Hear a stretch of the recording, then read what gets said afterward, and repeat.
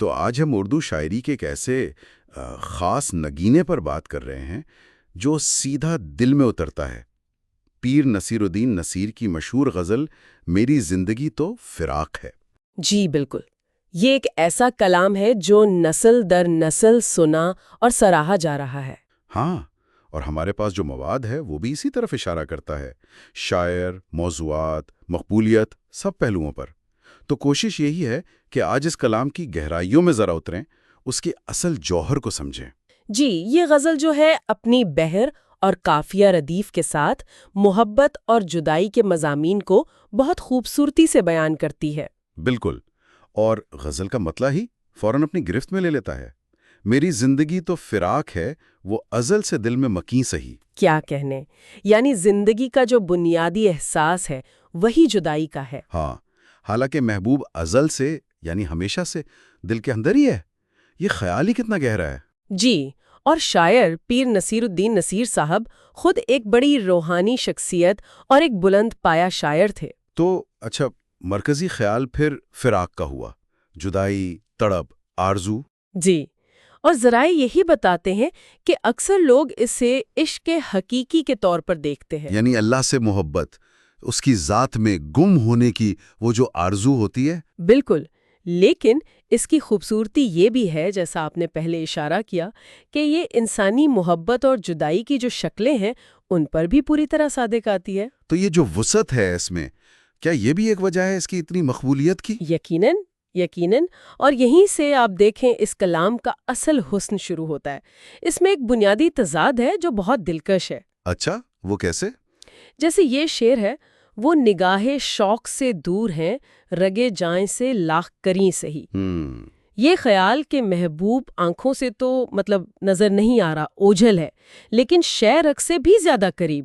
یہ صرف شاعری نہیں ہے، یہ تصوف کا ایک مرکزی نقطہ ہے۔ اچھا، صوفیوں کے نزدیک یہ جو ظاہری دوری ہے، یہ دراصل شدید ترین باطنی قربت کا احساس دلاتی ہے۔ واہ! فلاق یہاں صرف جدائی نہیں رہتا، بلکہ ایک مسلسل موجودگی، ایک حضوری کا نام بن جاتا ہے۔ یہ سمجھنا بہت اہم ہے اس غزل کی روح تک پہنچنے کے لیے۔ بہت دلچسپ نقطہ ہے۔ فراق صرف دوری نہیں، بلکہ قربت کا ایک الگ ہی انداز ہے۔ جی، اور دوسرے اشعار بھی تو اسی گہرائی کو آگے بڑھاتے ہیں۔ مثال کے طور پہ وہ جو تقدیر کے سامنے سر تسلیم خم کرنے کا انداز ہے، ہمیں جان دینی ہے ایک دن وہ کسی طرح وہ کہیں سہی۔ اس میں کیسی بے بسی بھی ہے اور قبولیت بھی۔ بالکل، اور پھر وہ شعر، غم زندگی بھی ہے زندگی، جو نہیں خوشی تو نہیں سہی۔ ہاں، یہ تو کمال ہے۔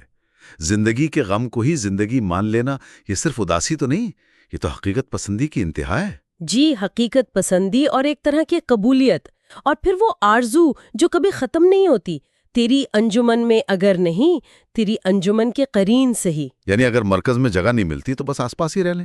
بالکل، یہ سپردگی، یہ قبولیت اور یہ نہ ختم ہونے والی آرزو، یہی وہ انسانی اور روحانی جذبات ہیں جو ہر دور کے انسان کو آپ دیکھیں اپنی طرف کھینچتے ہیں۔ تو شاید یہی وجہ ہے کہ یہ غزل اتنی لازوال ہے۔ جی ہاں، یہی وجہ ہے۔ اور یہ ہمیں ہر جگہ سنائی بھی دیتی ہے نا؟ ذرائع کیا بتاتے ہیں اس کی مقبولیت کے حوالے سے؟ ذرائع بالکل اس کی وسیع پیمانے پر مقبولیت کی تصدیق کرتے ہیں۔ یہ صرف ادبی حلقوں تک ہی محدود نہیں رہی کبھی۔ اچھا، قوالی کی محفلوں میں تو یہ کلام وجد طاری کر دیتا ہے۔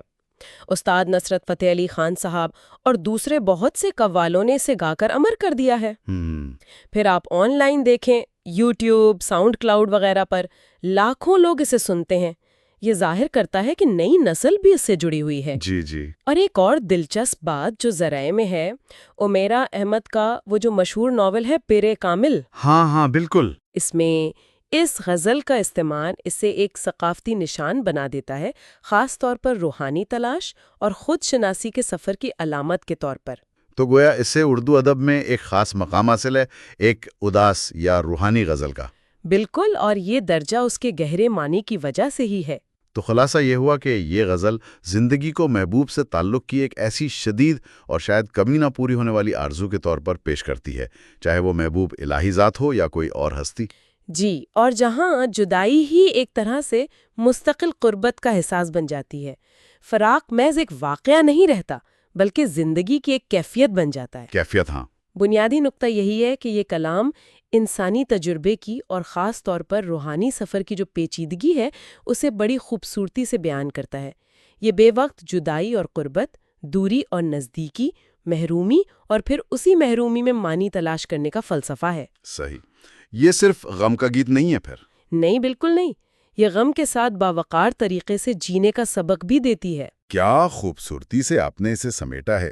اچھا، تو آخر میں سامعین کے لیے ایک سوچ چھوڑ جاتے ہیں۔ یہ جو خیال ہے کہ خوشی ملے نہ ملے، زندگی تو غم میں بھی موجود ہے، جو نہیں خوشی تو نہیں سہی، اور اسی فراق میں زندگی کا جواز تلاش کرنا، یہ نظریہ آج کل کے دور سے کیسے مطابقت رکھتا ہے، جہاں ہر کوئی بس خوشی اور کامیابی کے پیچھے بھاگ رہا ہے؟ اطمینان اور مقصد حیات کے بارے میں ہمارے جو جدید تصورات ہیں، یہ خیال ان سے کیسے ملتا ہے یا شاید ٹکراتا ہے؟ جی، یہ واقعی ایک غور طلب سوال ہے۔ اس پر سوچنا یقیناً دلچسپ ہوگا۔